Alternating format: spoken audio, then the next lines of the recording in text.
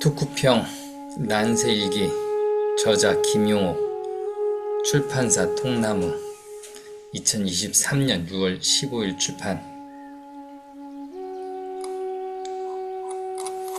발췌 성균관대학교 성균관을 현대적인 대학 교육기관으로 변모시킨 사람은 심산 김창숙이라는 존경스러운 유자였다.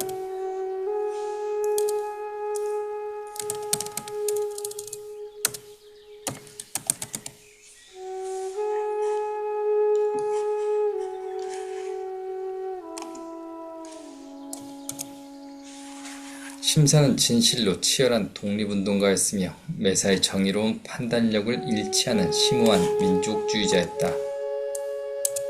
한민족 전체의 대의를 위해 흐트러짐이 없는 자세로 세파를 헤쳐나간 꼿꼿한 선비이자 유림의 대표였다. 4.19 비하인드 스토리 교수단 시위는 학생의 피해 보답하라 라는 플랜카드를 들고 행진했는데 그 플래카드를 쓴 사람이 바로 성균관 대학 사학과 교수이자 탁월한 금성문 학자였던 임창순이었다.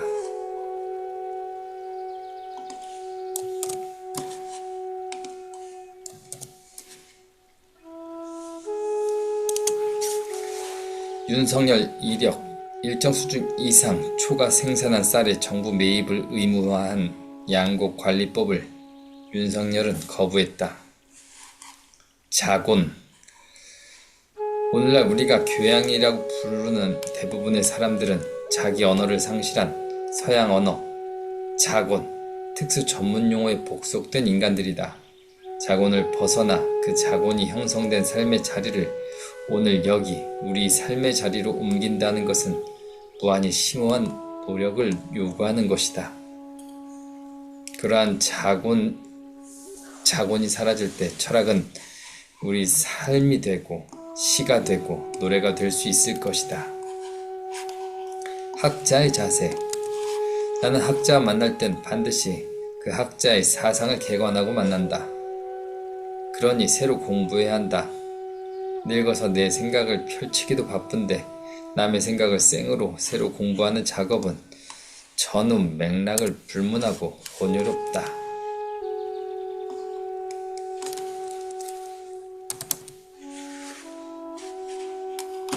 지금까지 모든 서양 지식인들은 동방을 공부할 때 어디까지나 자신의 언어로만 얘기했다.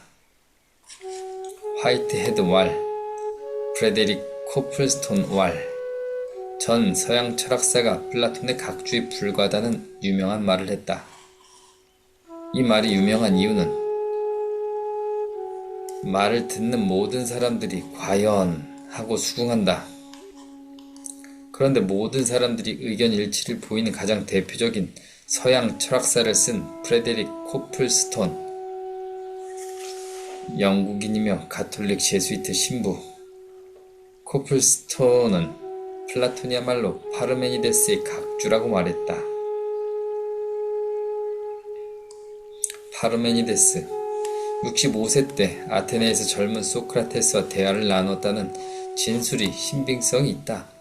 대강 기원전 6세기 말에 태어난 것으로 추정된다. 그는 에페소스의 귀족인 헤라클레이토스보다 후대의 사상가인 것으로 보인다. 즉 파르메니데스의 불변론은 헤라클레이토스의 만물 유전이라는 변화 생성의 철학에 대한 반동으로 보인다. 그런데 또 헤라클레이토스는 그의 선배인 피타고라스에 대한 반동으로 형성된 것으로 기술될 수 있다. 피타고라스의 기하학적 사유, 수리적 사유, 그리고 종교 집단적 신비주의, 그리고 불멸의 윤회를 주장하는 영혼의 고귀함 등은 헤라클레이토스에겐 미신적으로 비춰졌겠지만 플라톤에게는 경의를 표하지 않을 수 없는 그 무엇이었다.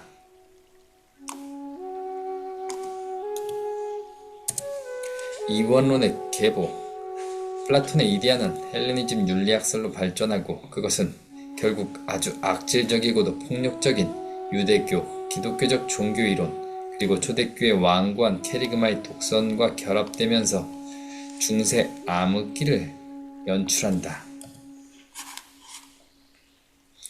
줄리앙의 비전. 여태까지 서양의 사상가들은 중국 철학적 사유를 독자적인 철학으로서 읽어내지 못했으며 동방 사상가들도 서양 철학을 절대적 진리로 수용하면서 그 진면을 파악하지 못했다. 줄리앙은 서양에서 활약하는 중국 철학의 새로운 스타일의 전도사가 되겠다는 것이 아니고 그 양자의 객관적인 실상을 있는 대로 파악하여 서구 사상의 데드록을 돌파하고 새로운 철학을 만들고 싶어하는 것이다.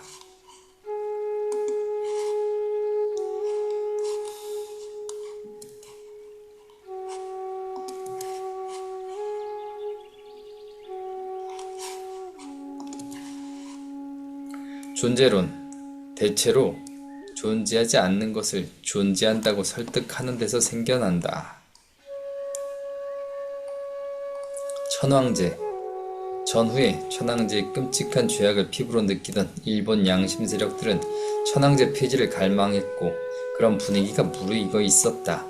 그러나 메가더는 없애지 못했다. 일본 헌법. 1946년 2월 초 6일 만에 만들어졌다. 미국 헌법을 모델로 만들어졌기에 일본 전통, 문화, 감정 등을 고려치 않고 인권을 존중한 훌륭한 헌법이다. 독일과 일본. 브란트는 고개를 숙이는 것만으로는 또 사저의 말을 하는 것만으로는 부족하다고 여겼기에 언어가 닿지 못하는 곳에 내가 해야 할 일을 한 것뿐이라고 토로했다. 유럽연합과 같은 연합이 동양에 가능하려면 일본의 진심 어린 반성이 전제 조건이다. 역사의식. 고종이나 이완용이나 역사의 흐름이 항구하는 도덕의지가 전무했다. 윤석열 미 의회 연설. 연설의 최대 테마는 6.25 전쟁이었다. 윤석열의 연설이 국민에게 감동을 준 적이 없다. 그런데 미국 의회에서 그 단순한 번역어들이 갈채를 받는 건 왜인가? 나토 결성. 트루먼 독트린은 소련 팽창을 막는 효과가 있었고 자본주의 질서를 공고히 하는 데 공헌했다. 그리고 1949년 4월 4일 북대서양 조약기구를 결성했다. 한국 전쟁은 유도된 전쟁. 브루스 커밍스. 1945년 국공내전부터 시작해 인도차이나 전쟁, 한국 전쟁, 베트남 전쟁에 이르는 30년간의 전쟁이다. 동아시아 30년 전쟁. 미국은 한국 사태에 대해 잠시도 쉬지 않고 집중했던 것 마냥 기다렸다는 듯이 개전 당일 유엔 안전부장 이사회를 긴급 소집해 결의문 82호를 채택한다. 기습적인 북한 행태에 유엔이라는 거대 기구가 당일로 안보리를 소집하고 결의안을 채택해 이틀 만에 유엔 참전을 허락하고 지원한다는 건 이상할 뿐이다. 슬픈 역사. 7월 14일 이승만은 한국 작전 지휘권을 유엔군 사령관 메가더에게 이양한다는 각서를 썼다. 대전 각서. 미국의 변질. 1, 2차 세계대전 시기까지만 해도 미국은 정의로운 구원자로 리더십을 발휘했다. 그러나 트루먼 독트린 이후 허구와 배타와 편가르기 그리고 제국주의적 탐욕의 화신이 됐다. 월남전이라는 죄악의 뿌리는 미 대륙 원주민 학살부터 기인한다. 죄악의 패턴을 계속 반복하고 있다. 우리가 주목할 사실은 미국이 금태한 제도를 포기한 사실이다. 전쟁으로 많은 빚을 졌기에 달러를 하실에도 금으로 바꿔주는 건강한 통화 제도를 더 이상 유지할 길이 없었다.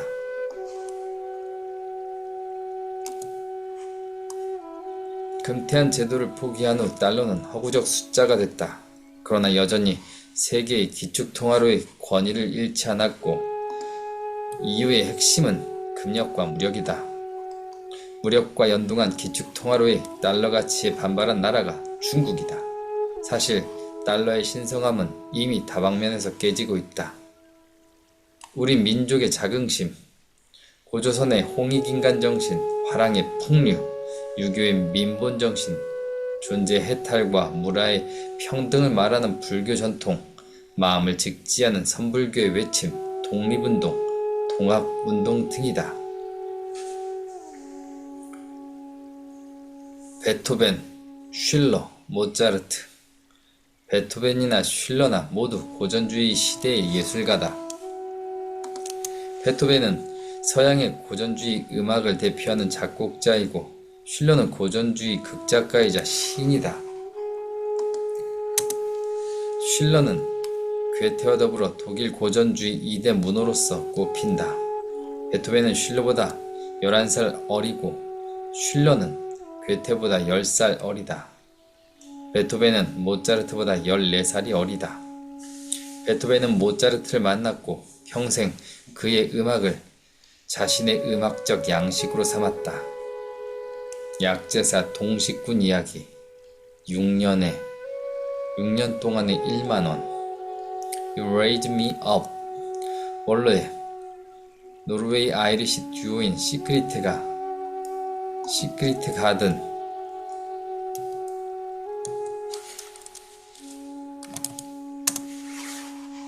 작곡하여 부른 노래인데 우리가 현재 듣는 노래는 미국의 싱어송라이터인 조시 그로반이 부른 노래다.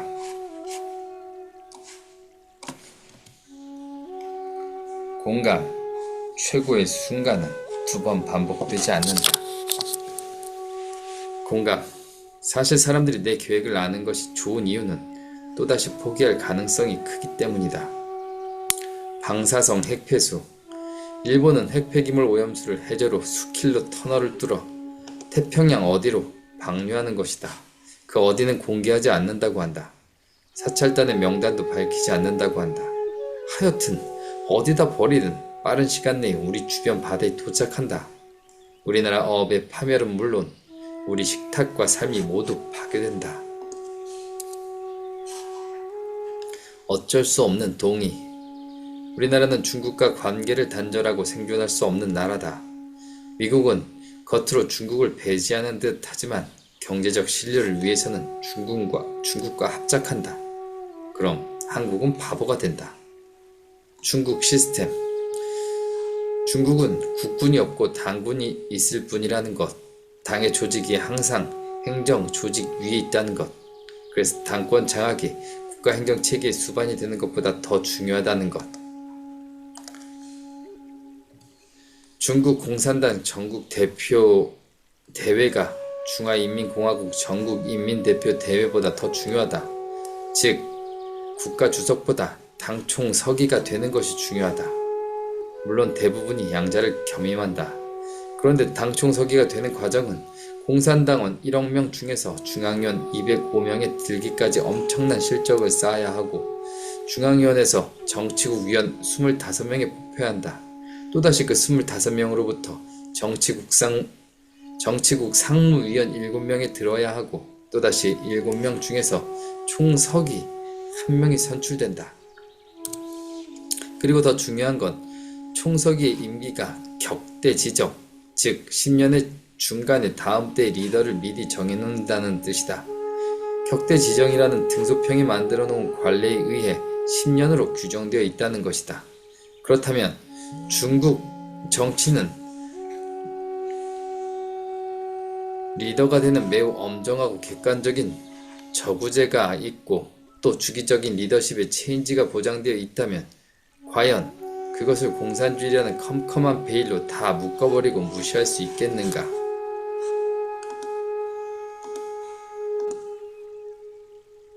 지도자 비교. 독재 행보 중인 시진핑도 타국에 굽실거리거나 나라 팔아먹는 짓은 하지 않는다는 점만 봐도 리더의 자격이 있다. 키시다만 해도 그렇다. 결코 바이든 꼬북 노릇을 하면서 알랑방구 끼는 것으로 만족할 인물이 아니다. 키시다는 아베와 같은 이념적 선악이 없다. 단연간 외교 수장으로서 단련된 키시다는 국제 정세의 줄타기를 자유자재로 할 수 있다. 지금 키시다는 윤석열을 가지고 노는 재미를 만끽하고 있다. 키시다에게 선악이 없다. 오직 일본의 국익만 있다.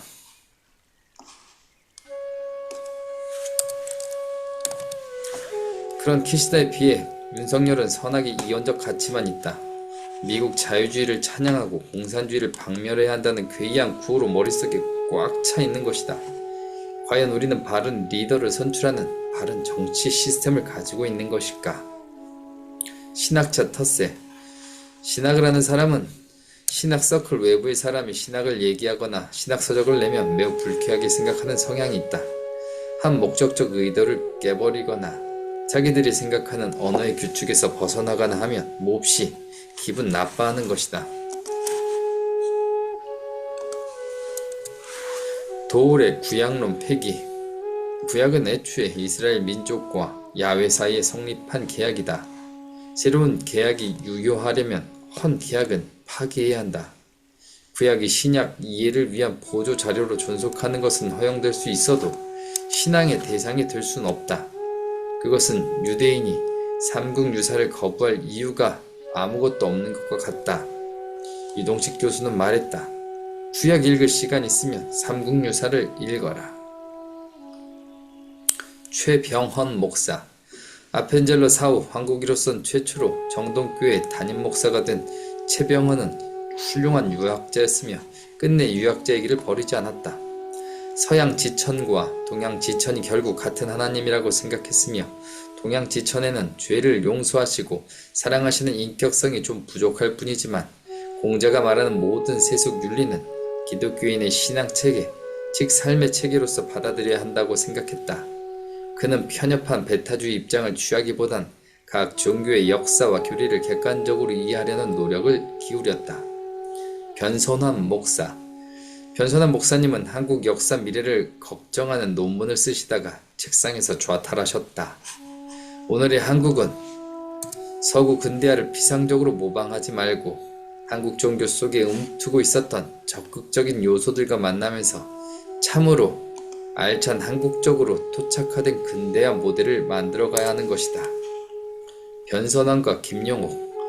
변선환의 동방학은 신학적 담론 속의 동방학이고 신학적 개념의 필터를 거친 천리의 세계다. 도울은 철학적 논의를 전개함에 있어 그런 필터를 전제하지 않는다. 안병무 박사의 구체적 텍스트. 바로 성서다. 성서 중에서도 신약이며 신약 중에서도 복음서이며 복음서 중에서도 캐리그마화 되기 이전에 갈릴레아 황토기 배인 사람 이야기 같은 것이다. 토착화와 토착. 신학을 토착화할 것 아니라 내가 진짜 새로운 토착이 되면 되지 않겠나 하고 신학대학을 나왔다. 비교 철학. 갑과 을을 비교하는 것. 비교 그 자체가 학문이 될 순 없다. 갑과 을을 비교할 시간에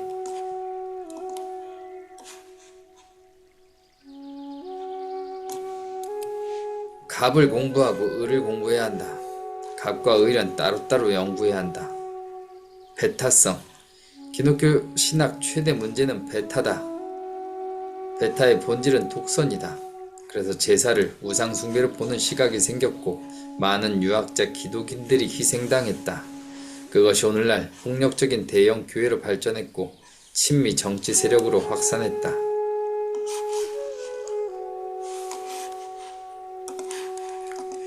한국화, 동양화라는 말을 없애자. 그림은 동서의 장벽이 없는 보편 예술일 뿐이다. 드론과 싸이 이야기. 재밌다. 그런데 좀 MSG를 친 건 아닌지. 정약용 일가. 우리나라 최초 수세자인 이승우는 정약용의 매형이며 공조판서를 지닌 이가환의 조카다. 가장 열렬한 기독교 교리 전파자였던 이벽은 정약용의 큰형 정약현의 부인의 동생이다. 그러니까 큰 형수님의 남동생이다. 그리고 제사 문제로 차명을 당한 윤지충은 다산의 외사촌형이다. 그리고 초기 천주교 이름가인 권철신, 권일신은 모두 다산의 큰 형수의 동생인 이벽에게서 천주교를 배웠다. 주교 요지를 쓰고 당당하게 서소문 밖에서 순교당한 정약중은 다산의 셋째형이며 신유 박해 때 같이 순교한 정철상, 정하상은 정약중의 아들들이다. 이들은 학맥으로 말하자면 모두 성호 이익의 문화에서 직접 배웠거나 사숙한 제자들이요 당파로 말하자면 모두 남인이다. 크리스찬이신가요? 이런 질문 자체가 근원적으로 무의미한 질문이다. 정약용이 하나님을 믿었다면 그 하느님과의 해우가 그의 삶이 어떠한 의미를 가지고 있었는지를 따져보기 전에 크리스찬이란 상표를 붙였다 떼었다 하는 것은 최소한 신학이나 진지한 학문의 영역에 속하는 일은 아닐 것이다. 나는 기독교 교인이 아니요. 나는 예수를 본받는 삶을 살았을 뿐이요. 과연 안병무가 기독교인인가 아닌가 이런 말을 하면 모두가 나를 황당한 눈초리로 쳐다볼 것이다. 안병무에 대하여 기독교인이냐 아니냐를 운운하다니 도울 너는 돈놈이 아니냐. 그러나 안병무는 나에게 분명히 말했다. 김군, 나에게 기독교인이라는 굴레를 씌우지 마시오. 나는 기독교인이라는 명사에 갇혀 사는 사람이 아니라오. 나는 오직 예수를 본받는 삶을 살았을 뿐이오. 역사적 예수가 그리스도냐 아니냐 이런 것도 나에게 묻지 마시오. 나의 그리스도는 오직 민중사건 속에 있어. 김군, 나는 김군이 부럽소. 이런 아폴로지에 구애될 필요가 없으니까. 용호가 너는 기독교인이 되기 전에 한국인이 되라. 유동식 선생님 말씀.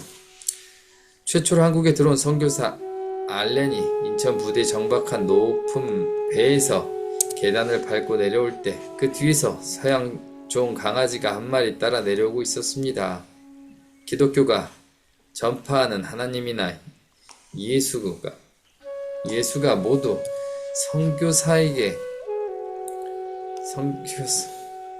선교사가 전파함으로써 비로소 이 민족에게서 시작된 것이라고 한다면 예수는 알렌 강아지 뒷공무니를 따라 들어왔다는 얘기가 될 것입니다.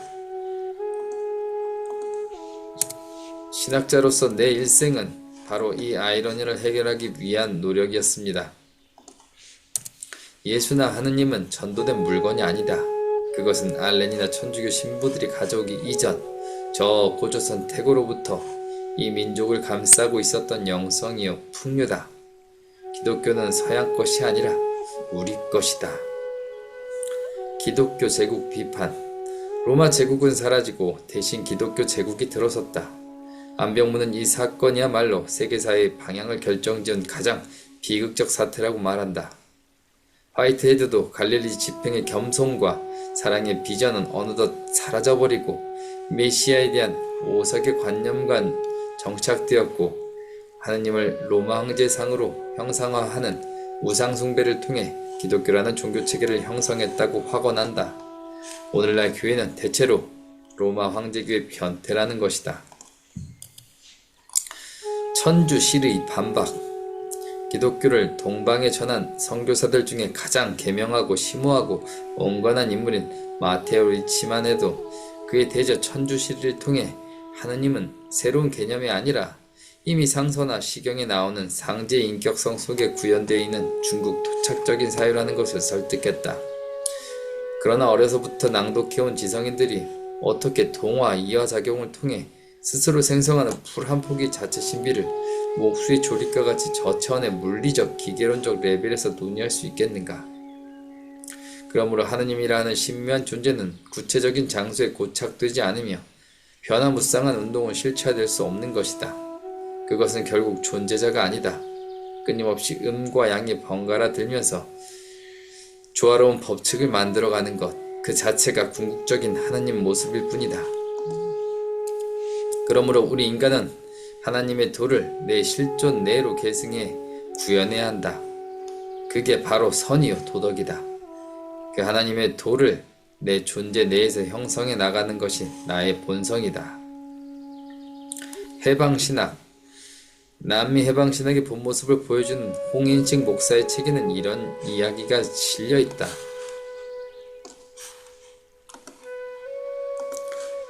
해방신학은 인간의 해방을 주제로 하는 신학이 아니다. 그것은 신학을 해방시키는 운동이다. 원래 이 말은 구스타보 구띠 에레스가 한 말이라는데 나에게는 매우 시원한 얘기로 들린다.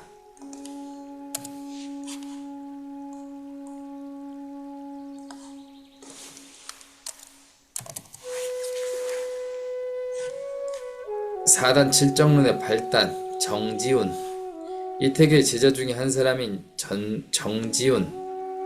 정지훈이 천명도라는 인간학교본에 해당되는 그림을 그린 데서 출발한다. 그런데 이 도상을 잘 들여다보면 인간 존재에 관한 유학의 총체적 규정성이 다 드러나 있다. 가운데 네모 그림을 감싸고 있는 외곽 큰 원의 형상은 끊임없이 질서 있게 변화하는 이름 일양의 우주의 모습이다. 그리고 그 가운데 있는 네모 속에는 초목, 금수, 인간 세 종류의 존재 유형이 있다. 초목은 역생이라 하여 뿌리를 땅에 박고 있다. 그래서 전색 불통이라 했다.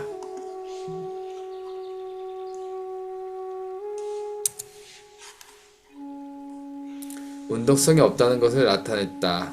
그에 비하여 금수는 횡생이라 했다. 옆으로 가는 운동성은 있다는 뜻이다. 횡생이기 때문에 혹통일료라 했다. 가냘프게나마 천명과 소통하는 재능이 보장되었다는 뜻이다. 이에 비하면 인간은 두원 족방, 머리가 둥글고 발바닥이 평평하여 하늘과 땅의 집약대로서 교섭 활동을 할 수 있다. 이런 형상을 지니고 있기 때문에 평정, 직립 인간을 진화론적으로 그려내고 있다. 평정, 직립하여 천명과 완전 소통이 가능하다. 머리가 땅에 박혀있는 식물과는 달리 머리가 하늘을 향하고 있는 평정, 직립의 인간은 이미 서 있다는 것, 그 자체로서 천명을 받고 있다는 것을 의미하며 천명을 받는다는 건 이 우주에 책임있는 경영자로 도덕적이어야만 하는 운명을 지니고 있다.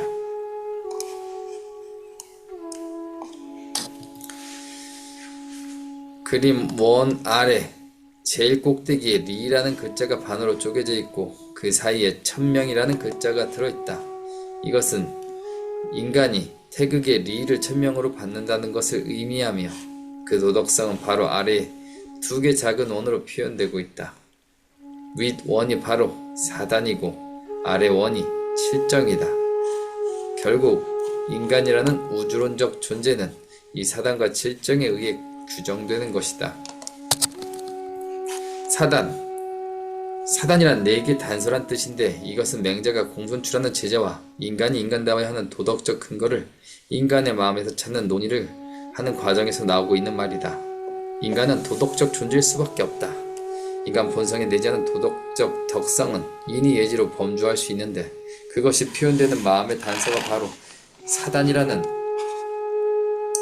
것이다. 측은지심은 인간의 단서고 소지심은 의의 단서고 사양지심은 예의 단서고 시비지심은 지의 단서다.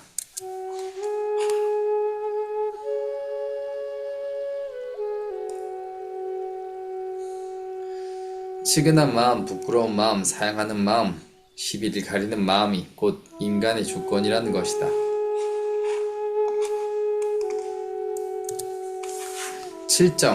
칠정은 인간 존재를 규정하는 매우 자연스러운 감정을 의미한다. 느낌은 반드시 칠정으로 표현된다. 사서 중에 하나인 중용 1장에는 희노애락이라는 표현이 있고 예운 편에는 희노애구애오욕이라는 표현이 있다. 전자에는 희노애락이 아직 발현되지 않은 상태를 중이라 한다는 말이 나오고 후자에는 희구, 애구, 애오욕 이 7가지 감정은 인간이 배우지 않아도 능한 것 이런 말이 나온다.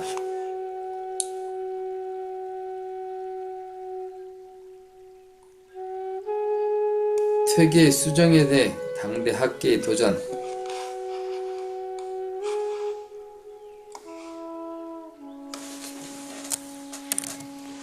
정추만이 천명도를 그린 것은 1543년 초였다.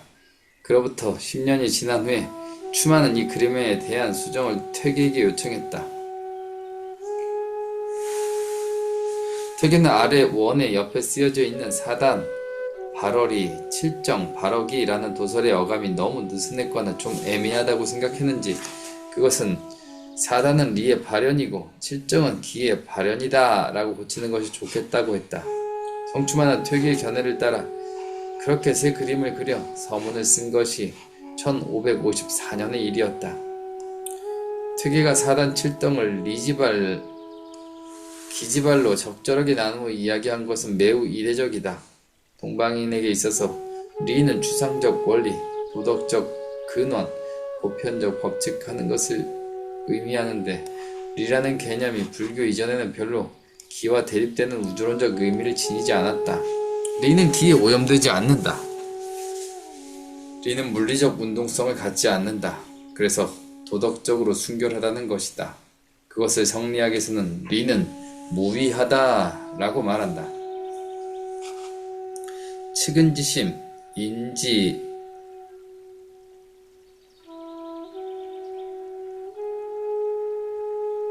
단야. 인이라는 덕목 그 자체가 아니고 인이 표현되는 단초, 단서로서의 마음인 것이다. 그러니까 사단은 마음의 문제며 감정의 문제다.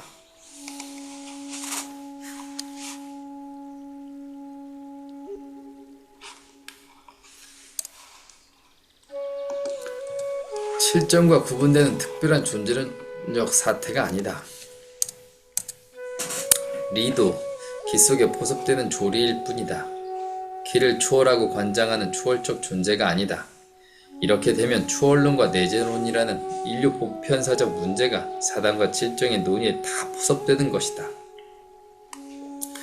조선 철학 논쟁의 특징, 뚜 웨이밍 하버드대 교수.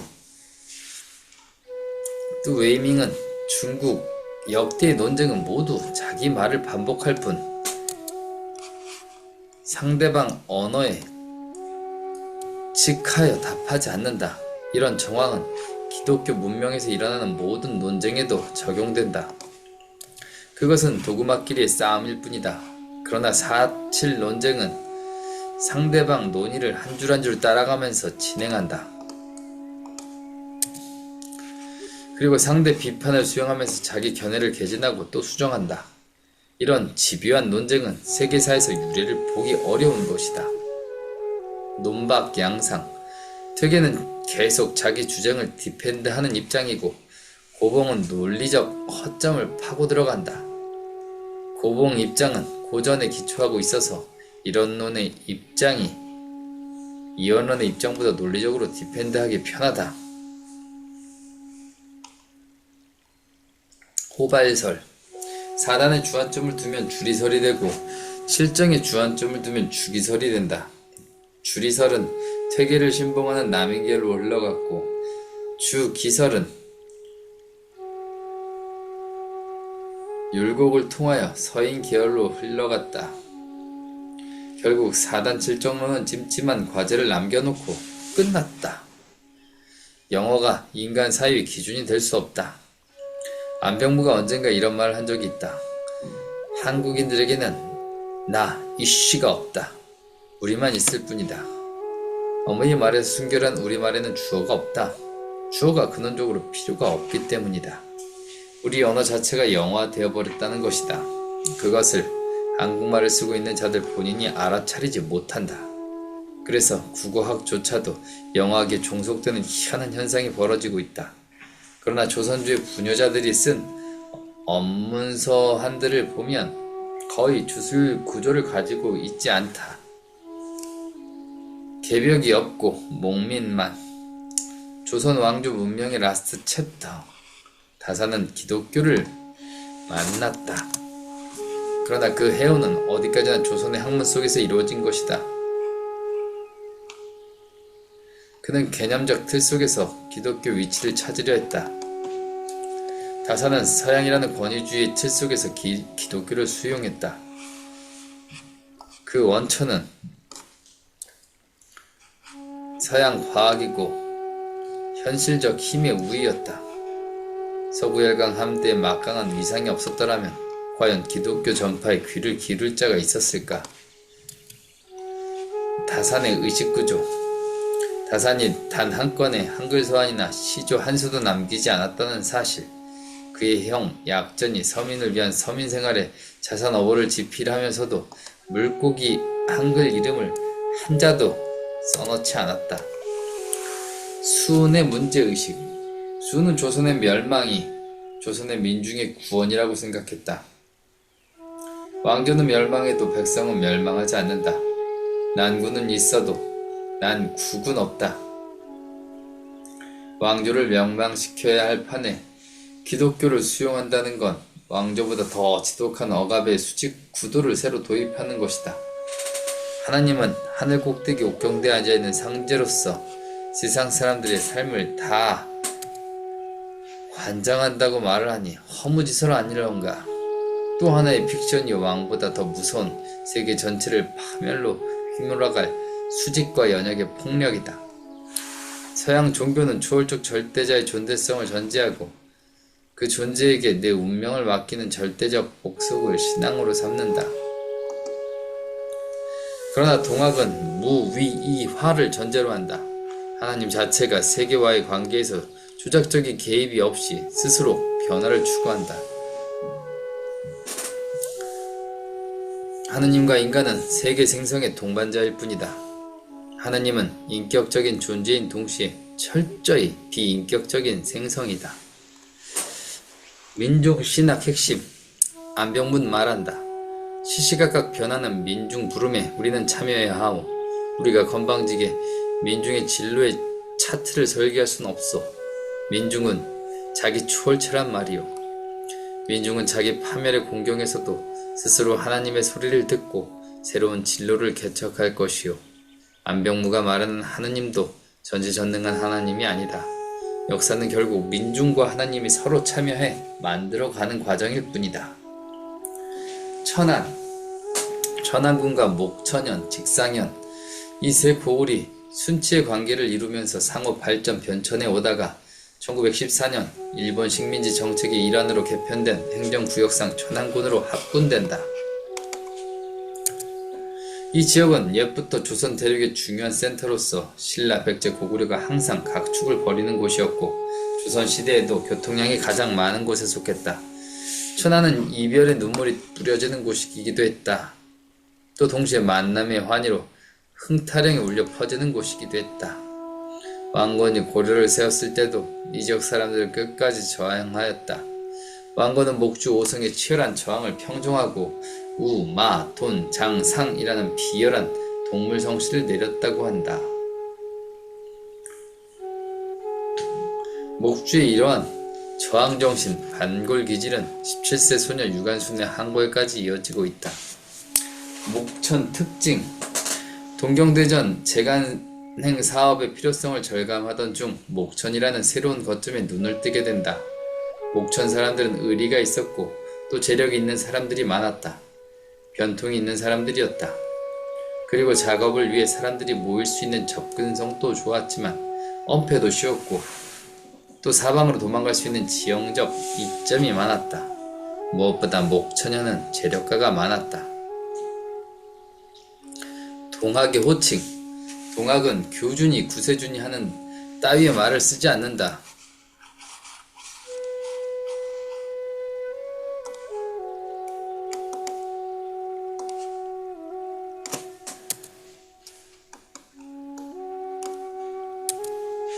이것은 수은 본인이 호칭을 규정해준 것이다. 선생님 이상의 호칭을 허락치 않았다. 수은이 죽고 난 후 해월이 선생님으로 불리자 수은은 큰 선생님으로 자연스럽게 호칭된 것이다. 대신산이, 신산이, 성산이 하는 말들은 모두 천도교, 종교교단 성립 이후에 만들어진 것이며 교도가 아닌 일반인들이 사용할 필요는 없는 명칭이다.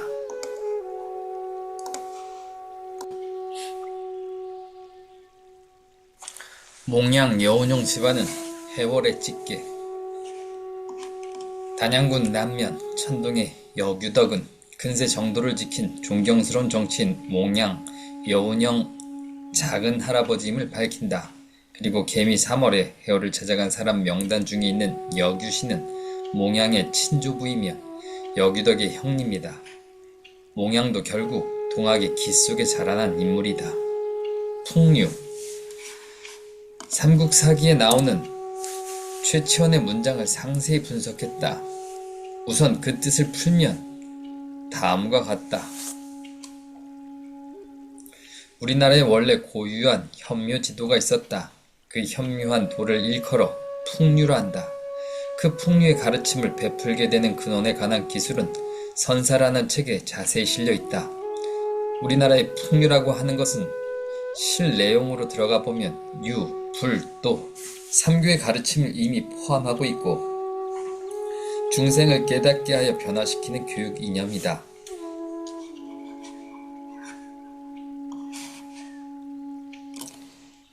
삼교의 가르침은 다음과 같다. 들어가면 집에서 효를 다하고 사회로 나와서는 나라의 충을 다하라는 것은 노나라에서 법무장관을 지낸 자의 가르침의 요지다. 인위적 함이 없는 일에 처하고 언어로서 꾸미지 않는 가르침을 행하라 하는 것은 주나라에서 도서관장을 지낸 자의 가르침의 종지다.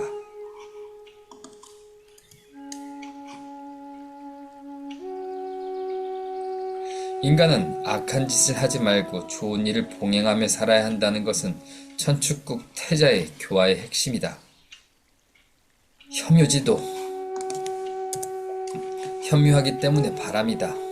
바람은 호흡이며 생명의 근원이며 성서에서 말하는 푸뉴마이며 기이며 생명이다.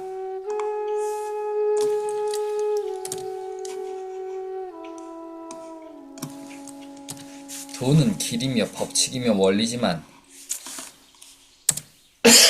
동시에 끊임없이 변하는 것이며 끊임없이 흐르는 것이다. 노자가 말하는 반이며 여기 말하는 복이다. 그러니까 풍류는 혐유지도인 동시에 우주와 인간의 생성의 원리인 것이다. 최치원이 풍류를 말한 것은 띵가당이나 폭탄주가 아닌 어떻게 신라에서 화랑제도가 탄생됐으며 그 비결이 되는 교육 철학이 무엇이었나를 추구하는 맥락에서 고유의 풍류 사상을 논하였던 것이다.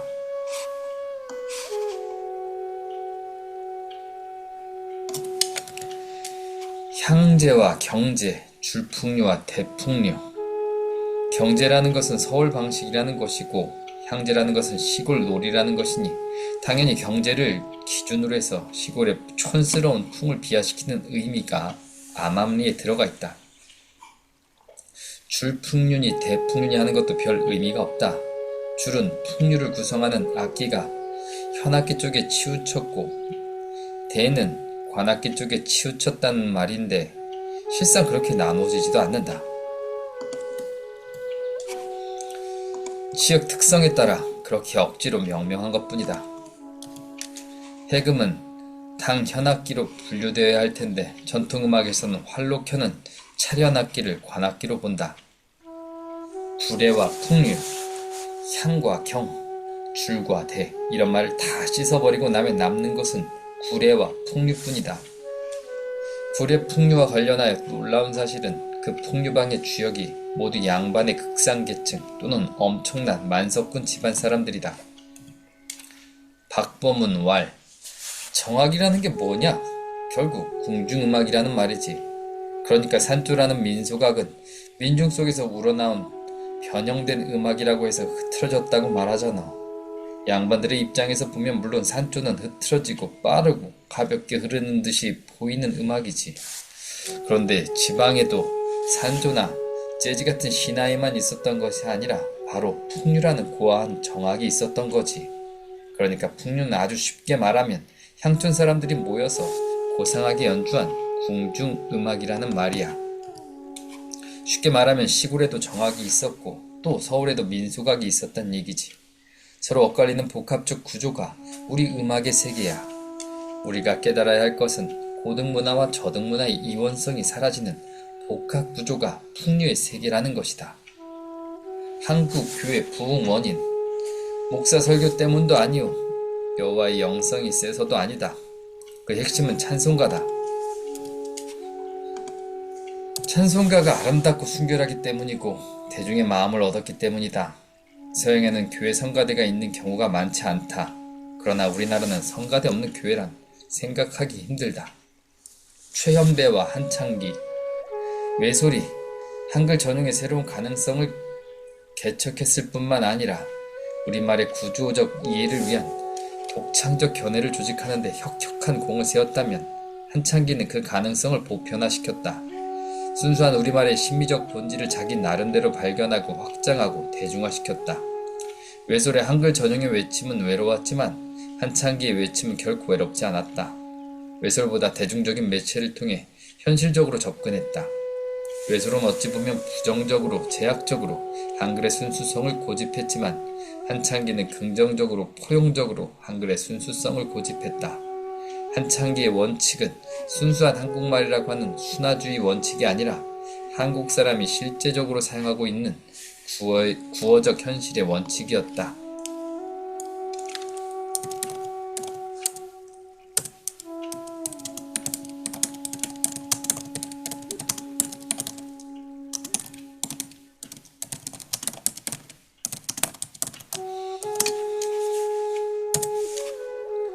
한창기의 질문. 왜 영미의 사람들은 세계 모든 문화를 영어라고 하는 순수한 형식 속으로 다 끌어담을 줄 아는데 우리는 위대한 우리말과 한글을 가지고 있으면서 그렇게 주체적으로 한글의 보편적 양식을 고집할 수 없나? 왜 숫자를 우리말을 두고 꼭 아랍 문화 형식으로 바꿔야만 할까?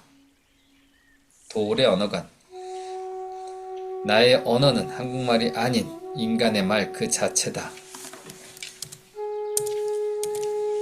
나에겐 한국말이란 인간 언어의 한 선택된 양식에 불과했다.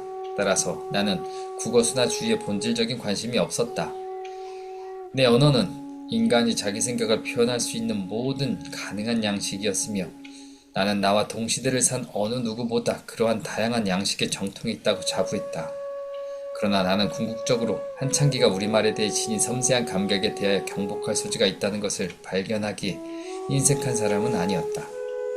일본인 특징. 보통 일본인들은 남의 나라 대통령이 어떤 사람인지 그런 거에 신경 쓰지 않아요. 저도 윤석열을 들어본 적이 없습니다. 후쿠시마 원전 사태의 핵심. 공기업이 아닌 동경전력이라는 민간 사기업이었다. 아시아 최대 전력회사고 세계 4위 규모의 회사다. 사고 이후 파산했지만 현재는 국유화되었다. 그러나 당시는 사기업이었다. 쓰나미가 닥치기 이전부터 원자로 노심이 금이 간 사실을 은폐했고 200건이 넘는 원전 관련 사고를 은폐했다. 지진 발생은 이미 발생되기 8일 전부터 예고된 것이었지만 아무런 대처를 하지 않았다. 쓰나미 이후 전력설비가 침수되어 가동 불능 상태가 되자 이에 대비한 비상 배터리가 가동되었으나 이것은 8시간만 버틸 수 있는 용량이었다. 이때 재빨리 새 발전기를 가져와서 전력을 유지시킨다든가 해수를 부어 냉각시켰다면 최소한의 피해로 사건을 수습할 수 있었다. 그러나 동경전력은 긴급한 대체 주수에 대한 인식이 결여되었고 8시간 동안 아무런 조치를 취하지 않았다. 결국 8시간 배터리가 다해 연료봉 냉각 시스템이 꺼져버리자 연료봉은 방사성 붕괴열로 녹아내리기 시작했고 1호기부터 수소 폭발을 일으켰다. 원자로를 빨리 포기하고 처음부터 해수를 팍팍 부었다면 수습이 가능했다. 원자로가 아깝다고 쓰나미 이후 30여 시간 동안 아무런 조치도 하지 않은 민간 기업의 이권 계산 때문에 전 인류에게 재앙이 닥치게 된 것이다. 후쿠시마 원전 사태는 천재가 아니라 인재다. 핵발전 원리. 핵을 반으로 쪼개면 핵이 가벼워지면서 엄청난 열이 발생한다. 무엇을 쪼개려면 망치로 때리든지 하여튼 무엇으로 때려야 하는데 그 때리는 것이 중성자다. 아무 핵이나 때리는 것이 아니고 중성자를 흡수하는 핵을 때려야 하는데 그것이 우라늄 같은 것이다. 이것은 자연에 스스로 있는 물질 그대로가 아니고 인위적으로 농축시켜 생겨나는 것이다. 우라늄 235의 중성자를 조사하면 중성자가 흡수되고 그 후에 바리움, 크립톤 등으로 분열하면서 엄청난 에너지가 방출된다. 이러한 핵분열을 연쇄식으로 일순간에 일으키면 원자폭탄이 되고 중성자의 수를 제어하면서 완만하게 진행시키면 원자로가 되는 것이다. 핵연료의 비극은 방사성 폐기물을 발생시킨다는 것이다. 핵에너지를 발생시키는 과정에서 생기는 핵분열, 생성물, 냉각수, 냉각가스, 사용된 공구, 헝겊, 종이, 세척수, 고체, 즉 기체, 이 모든 것이 방사능을 지니고 있는 것이다.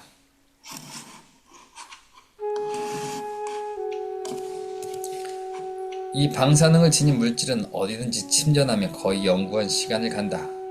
반감기가 수십 년에서 수만 년이 된다.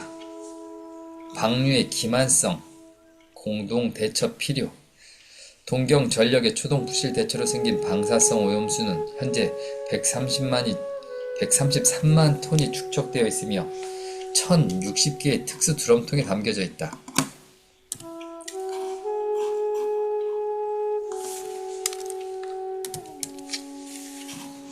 매일 하루에 90톤에서 140톤의 새로운 폐기수가 유입된다.